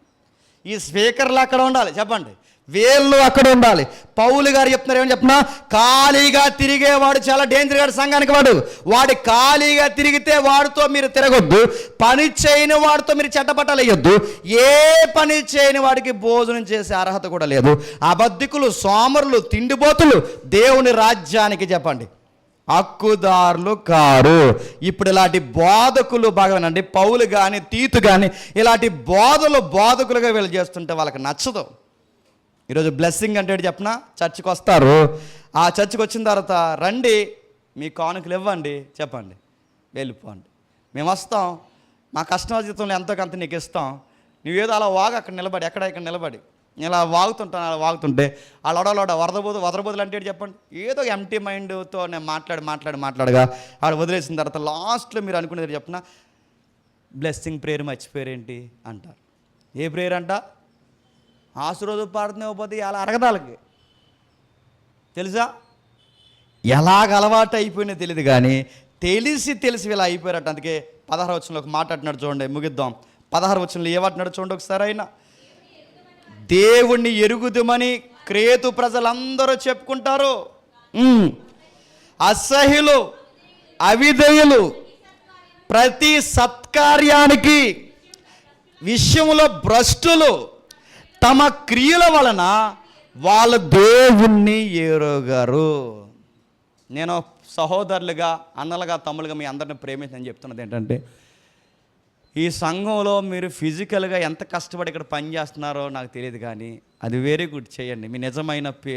మీ నిజమైన కష్టము నిజమైన సహకారుల జాబితాలో రాయబడుతుంది. కానీ ఆ కష్టం లెక్కల్లోకి రావాలి అంటే నువ్వు కేవలం కష్టపడి వెళ్ళిపోతానంటే కుదరదు. నువ్వు దేవుడి తెలియడమే కాదు, ఆ దేవుడిచ్చిన చెప్పండి వాక్యం నువ్వు నేర్చుకోవాలి. నీకు చదువు లేకపోయినా లెక్కలు ఎలా నేర్చుకున్నావో, నీకు చదువు రాకపోయినా బట్టలు వేసుకోవడం ఎలా నేర్చుకున్నావో, నీకు చదువు లేకపోయినా జీవనం ఎలా నేర్చుకున్నావో, నీకు ఏమీ లేకపోయినా కష్టపడైనా ఏమి నేర్చుకోవాలి చెప్పండి, వాక్యం నేర్చుకోవాలి. ఎందుకు ఇక్కడ సిద్ధాంతాలు నిలబడి మాట్లాడతాం, వారాలు పని లేక మాట్లాడతామా? ఎందుకు అధ్యాయం అంతా చెమటలకు ఎక్కి ఎందుకు ఎవరిస్తాం? పని లేక మాట్లాడతామా? ఎందుకు మాట్లాడతారు చెప్పిన ఇక్కడ నిలబడిన వాళ్ళందరూ ఎందుకు మాట్లాడతారంటే, సంఘానికి అత్యధిక విలువైనది ఏదంటే వచ్చిన విశ్వాసకి ఒక మొక్క వాక్యం నేర్పించి సంఘం నుంచి పంపించాలి. మనం చెప్పలేమండి, జక్కీ కథలు మనం చెప్పలేమా? నా స్టోరీస్ మనం చెప్పలేమని చెప్పండి. నేను అడుగుతున్నాను, మిమ్మల్ని మోటివేషన్ చేస్తే మీరు మోటివేషన్ గురవలేరా అని అడుగుతున్నాను. ఈ సెడి సరిపోతుంది మనకి. కానీ బైబిల్ చెప్తుంది, ఎక్కడైతే వాక్యం ఉండదో అక్కడ ఏమవుతుందో చెప్పినా భ్రష్టులు అయిపోతారు. దేవుని ఎరుగుతున్నామని చెప్పుకుంటారు, అసహ్యులు, అవిధేయులు, ప్రతి సత్కార్య విషయంలో భ్రష్టులు. ఈరోజు ప్రతి సంఘంలో జరుగుతున్నది అదే. అందుకే ఈరోజు చూడండి, క్రొత్త నిబంధనలో ఒకడు ఉంటాడు, వాడు ఎవడో తెలుసా? ఆడ ప్రాణంతో చెప్పుకుంటున్నాడట, ఆడో భ్రష్టుడు. ఆడేమంటాడంటే, ప్రాణమా తినుము త్రాగుము సంతోషించు. ఈరోజు చెప్పండి ఆశీర్వాదం అంటే చెప్పండి ఆశీర్వాదం అంటే చెప్పిన బాగా తినడం, బాగా నిద్ర అవడం, మంచి లగ్జరీ లైఫ్ని గడించడం, ఇది బ్లెస్సింగ్స్ ఈరోజు కాదు. ఈరోజు చెప్పండి 5 స్టార్ హోటల్లో తిరగడం బ్లెస్సింగ్, ఫ్లైట్లో తిరగడం బ్లెస్సింగ్ అని చెప్పుకుంటున్నారు. మంచి కాస్ట్లీ వస్తువులు, డ్రెస్ కోడ్ మెయింటైన్ చేయడం ఈరోజు దీవెనలు అనుకుంటున్నారు. రోడ్ల మీద నిలబడి ఫోటోలు తీసుకోవడం దీవెనలు అనుకుంటున్నారు. మాట్లాడే మాటలు ఎలా ఉంటాయి చెప్పిన, పెద్ద ఏరియాకి ఎక్కడికైనా వెళ్ళిన తర్వాత అక్కడ నిలబడి అక్కడ ఫోటో తీసుకున్న తర్వాత, లేదా బాగా సంపాదించుకున్న 4-5 బిల్డింగ్లు కట్టుకున్న తర్వాత ఇలా మాట్లాడే మాటలు ఏంటంటే ఏదో దేవుని దయ వల్ల చెప్పండి. మళ్ళీ అదో స్టైల్ ఉంటుందండి వీళ్ళకి. దేవుని దయ వల్ల ఏదో అలాగా ఈ 4 అంతస్తులు అలా కట్టామండి. దేవుని దయ వల్ల 4 అంతస్తులు కట్టాడు. దేవుణ్ణి నమ్ముకుంటే ఇవన్నీ రావని అంటలేదు, కానీ గుర్తుపెట్టుకోండి, మీరు బ్లెస్సింగ్ అనే పేరు మీద, దేవుళ్ళు అనే పేరు మీద మీరు ఎలా తయారవుతున్నారంటే దేవుణ్ణి ఎరుగుదమని చెప్పి అసహ్యులు అవుతున్నారు. ఎవడో మీకు సోది మాటలు ఎక్కించాడు, ఎవడో మీకు భక్తిని రాంగ్గా మీకు అర్థమయ్యేలా చెప్పాడు. ఇప్పుడు మీకు ఇది తప్పని మీకు తెలియట్లేదంటే కారణం ఏంటంటే మీకు వాక్యము తెలియదు. 4 విషయాలు ప్రాముఖ్యమైనవంట. 1 విశ్వాసము, 2 నిరీక్షణ, 3 భక్తి, 4 సత్యం విషయంలో అనుభవజ్ఞ. ఒక విశ్వాసి సరిగ్గా బ్రతకాలి అంటే ఇప్పుడు బాగా వినండి, ఈ 4 విషయాల మీద అవగాహన ఉండాలి. ఈ 4 విషయాల మీద అవగాహన ఉండాలి అంటే మళ్ళీ చెప్తున్నాను, వాక్యం బాగా వినాలి. అందుకే అపోస్తుల బోధన శైలి ఏంటో తెలుసా? ఒకసారి అపోస్తుల కార్యం తీయండి, ముగిద్దాం. అపోస్తుల కార్యములు 2వ అధ్యాయం 42వ వచనం. అపోస్తుల కార్యములు 2వ అధ్యాయం 42వ వచనం. అపోస్తుల బోధ యందును, సహవాసమందును, రొట్టె విరుచుట యందును, ప్రార్థన చేయట యందును ఏడాది తెగకుండా చెప్పండి. సహవాసం ఉంటే సరిపోద్ది అన్న వాళ్ళకి మూతి మీద కొట్టే మాట ఏంటో తెలుసా? సహవాసం ఉంటే సరిపోదు, బోధ ఉండాలి. అపోస్తుల బోధ ముందుండాలి, బోధ వాక్యం ముందుండాలి. అపోస్తుల బోధ యందును చెప్పండి, అప్పుడు అలాంటి బోధన దగ్గర సహవాసం అందును, అక్కడ రొట్టె విరిచిటి అందును చెప్పండి, ప్రార్థన చేయడం. చాలామంది కూడా జబ్బు అని చెప్పినా వాక్యం తెలియకపోయినా పర్లేదండి, ప్రార్థన ఉండాలన్నారట. ఏమండాలంట? నీకు ప్రార్థన ఎలా చేయాలి తెలియాలి, ముందు నీకు ఏం తెలియాలి? వాక్యం తెలియాలి. పెద్దమ్మ, నీకు వాక్యం తెలియాలి. మాకు సహవాసం ఉంటే సరిపోద్దంటే పెద్ద ఆయన నీకు చెప్తాను, వాక్యం తెలియాలి. రొట్టె ఎలా విరవాలో, ఎప్పుడు విరవాలో, ఎందుకు విరవాలో, ఎందుకు తీసుకోవాలి నీకు తెలియాలి అంటే వీటన్నిటికీ మూలం నీకేం తెలియాలి తెలుసా? వాక్యం తెలియాలి. నిశ్చత్వం ఏంటో తెలియాలంటే వాక్యం తెలియాలి. నిరీక్షణ అంటే ఏంటో తెలియాలంటే వాక్యం తెలియాలి. సహవాసం అంటే ఏంటో తెలియాలంటే నీకు వాక్యం తెలియాలి. రొట్టె విరవడం అంటే ఏంటో తెలియాలంటే నీకు వాక్యం తెలియాలి. ఒక్కటేంటి, నువ్వేంటో నీకు తెలియాలన్న, నీ బతుకేంటో నీకు తెలియాలంటే, నీ పుట్టిక, నీ గిట్టిక అన్నీ నీకు తెలియాలంటే నీకు అన్నిట్లో మొదట తెలియాల్సిందే చెప్పండి, వాక్యం తెలియాలి. నీకు వాక్యం తెలియాలి అంటే ఇక్కడ నిలబడి మాట్లాడుతున్న ఆ మాట్లాడుతున్నోడు సోదోడై ఉండకూడదు. గుర్తుపెట్టుకో, నువ్వెవడ మాటలు వింటున్నావు. చాలామంది ఏమంటారంటే ఎవరు చెప్పినా వాక్యం అంటే, ఎవరు చెప్పినా వాక్యం కాదు. అందరూ వాక్యం చెప్పరు, అందరూ సత్యాన్ని బోధించరు. ఎవరైనా ఆ బైబిల్లో చెప్తారంటే ఆ బైబిల్లోయే చెప్తారు, మార్చి చెప్తారు. ఈ దేవుడి కోసమే చెప్తారు, దేవుడి గురించి పూర్తిగా ఎరుగక చెప్తారు. చివరికి వాళ్ళు అసహ్యులు అవుతారు. చెప్పండి, దేవునికి మిమ్మల్ని అసహ్యులుగా మార్చేస్తారు. ఇప్పుడు చెప్తున్నాను, వాక్యం తెలియకపోతే ఏమొద్దంటే ఈ 4 విషయాలు గుర్తుపెట్టుకోండి. తిండిబోతులు అవుతారు, సోమరులు అవుతారు, అసహ్యులు అవుతారు, భ్రష్టులు అవుతారు. చివరికి ఏమవుతారంటే ఈ బైబిల్ పట్టుకొని జీవితాంతం బైబిల్ పట్టుకొని తిరుగుతూ అదే బైబిల్ పట్టుకొని నరకానికి పోతారు. మీకు మాట చెప్పనా, నీ చేతుల్లో ఉన్న బైబిల్ నలక్కండ ఇంకా కొత్తగా ఉందంటే సంథింగ్ రాంగ్. అస్సలు నువ్వు వాక్యం చదవట్లేదు. నలిగితే చదివినట్టు నలిపేసి తేకుండా వచ్చేవారు. చదవంటే నలగాల్సిన చేతుల్లోనే కాదు, నీ మనసులో, నీ మెదడులో ప్రతి విషయంలో ఈ వాక్యాన్ని చదవండి. అర్థం కాకపోతే మళ్ళీ అడుగుతున్నాను, ఆ బోధక దగ్గర నిలబడి దీని సంగతి ఏంటని నేర్చుకోండి. మనం ఎంత ధనజీవనమో చెప్పనా, వచ్చాము అంటే ప్రతి వారము వాక్యంలో ఒక వచనమైనా నేర్చుకుని మనం ఇంటికి వెళ్తాం. అప్పుడు మన లైఫ్ క్లారిటీగా ఉంటుంది. మన దగ్గర నిశ్చత్వం అంటే ఏంటో మనకు క్లారిటీ ఉంది, నిరీక్షణ అంటే ఏంటో మనకు క్లారిటీ ఉంది, సహవాసం అంటే ఏంటో మనకు క్లారిటీ ఉంది, సత్యం అంటే భక్తి అంటే ఏంటో మనకు క్లారిటీ ఉంది, ఎందుకు కష్టపడాలో క్లారిటీ ఉంది, లైఫ్లో ఒక లక్ష్యం కలిగి డిగ్నిటీగా ఎలా బ్రతకాలో మనకు ఒక క్లారిటీ ఉంది, అబద్ధాలు ఆడకుండా నిజం కొరకు చచ్చిపోవాలని ఒక కసి మనకుంది. ఇంత పవర్ఫుల్ క్యారెక్టర్ మనకు ఎలా వచ్చిందంటే చెప్పండి, వాక్యాన్ని లోతుగా చూస్తున్నాం కాబట్టి వచ్చింది. నేను చాలామంది ప్రసంగికులు నోట వింటున్న మాటని చెప్పిన ఇటీవల కాలంలో, నువ్వెన్ని వాక్యాలు నేర్చుకుంటే ఎవరికి కావాలి, అంత లోతైన వాక్యం ఎందుకంటే, మరి ఏం చేయాలరా, మరి ఏం చేయాలి, వాక్యం నేర్చుకోరా. వీళ్ళందరూ ఎలాంటో చెప్పండి, వీళ్ళు చదవరు. చెప్పండి, చదివేవాళ్ళని చదవనివ్వరండి. వీళ్ళకి అర్థం కాదు, వీళ్ళకి అర్థం కాలేదు కనుక ఎవరికి అవసరం లేదంటారు. మళ్ళీ చెప్తున్నా, ఇలాంటి మాటలు ఎవరైనా మాట్లాడితే అలాంటి వాళ్ళకి దూరంగా జరగండి. వాక్యం చదవాలి, వాక్యాన్ని నేర్చుకోవాలి, ప్రతి అధ్యాయం తెలియాలి, ఇది తెలియాలి. ఇది తెలిస్తేనే ఆయనకి భక్తి ఎలా చేయాలో తెలుస్తుంది.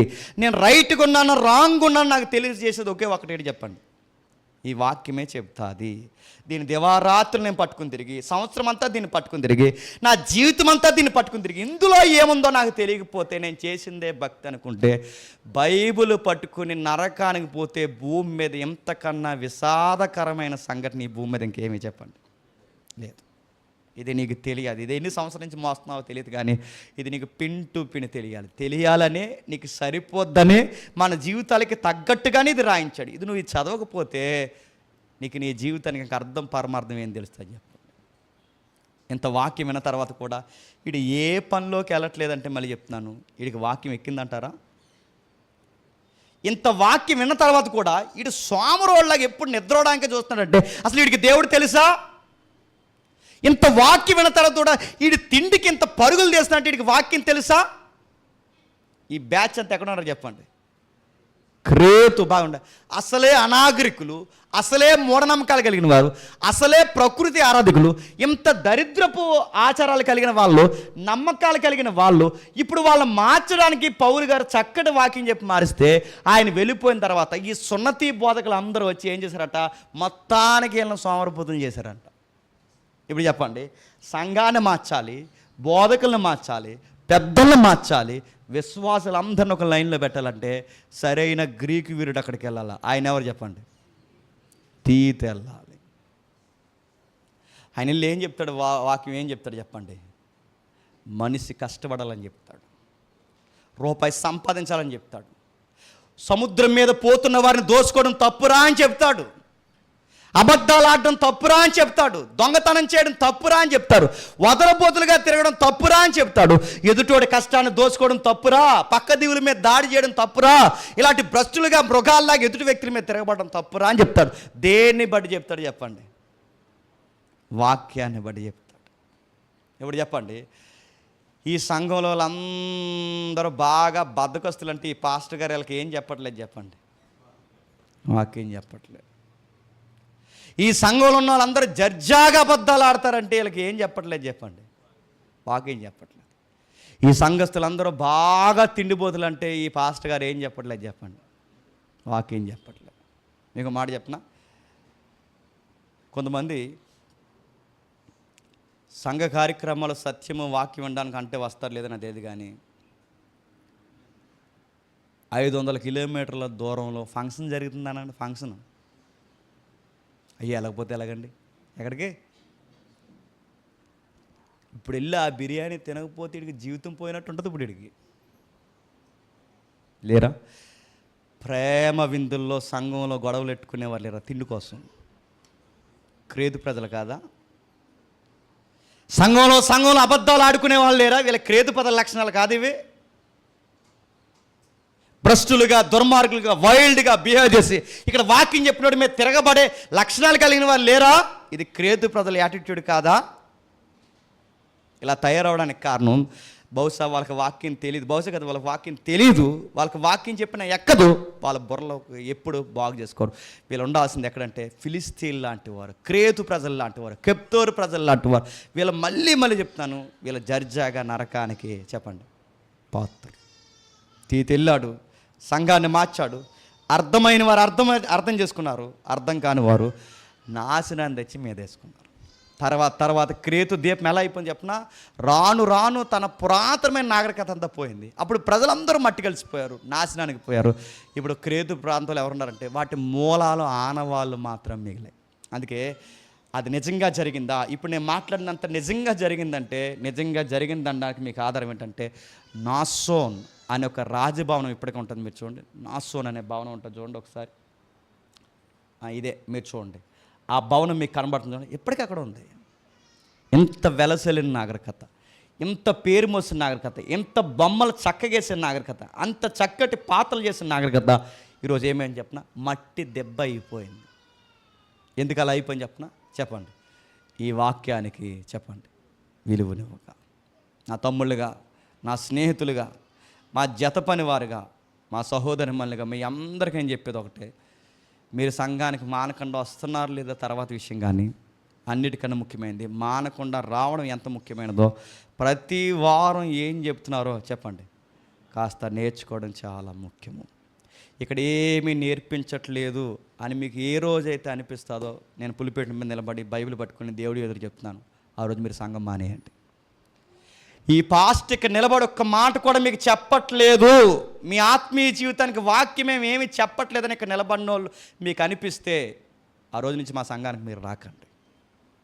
లేదు ఇక్కడే మీకు వాక్యం చెప్తున్నారు అనిపిస్తే చెప్పండి, ఎంతమంది మిమ్మల్ని మభ్యపెట్టినా ఈ వాక్యం నేర్చుకోవడానికి చెప్పండి, ఇక్కడికి రండి. మీ కానుకలు మేము అడగం, మీ డబ్బులు మేము అడగం, మీ అవసరాల్లో ఎలా ఉన్నా కానీ మా అవసరాలు తీర్చండి, మేమేం అడగం. మేము బలలు గుద్ది రొమ్ములు బాదుకుని చెప్పేదల్లా ఒకటే, చెప్పండి, వాక్యం నేర్చుకోండి. వాక్యం నేర్చుకోండి, ఒక బుక్ పెట్టుకోండి, రాసుకోండి. పార్ట్ 1 పార్ట్ 2 ఎందుకు చెప్తున్నాడో కాస్త బుర్రక ఎక్కించుకోండి. ఇవన్నీ నేర్చుకుంటే విశ్వాసం ఏంటో, నిశ్చత్వం ఏంటో, ఎన్ని కష్టాలు కన్నీళ్ళు ఇబ్బందులు మన సమస్యలు ఒంటరితనం అయిపోయినా బెదరక వనగక ధైర్యంగా మనం ఎప్పుడు బతకగలమంటే నిరీక్షణలో ఈ వాక్యం మనకు లోతైన వేరుండాలి. అందుకే క్రేతు ప్రజల్లాగా మనం ఉండొద్దు, చెప్పండి. మనం కోరుకున్న దేవుని సంఘంలాగా, బెరయా సంఘంలాగా ఆశీర్వాదకరంగా మనం ఉంటాం. దేవుడు మిమ్మల్ని దీవించును గాక.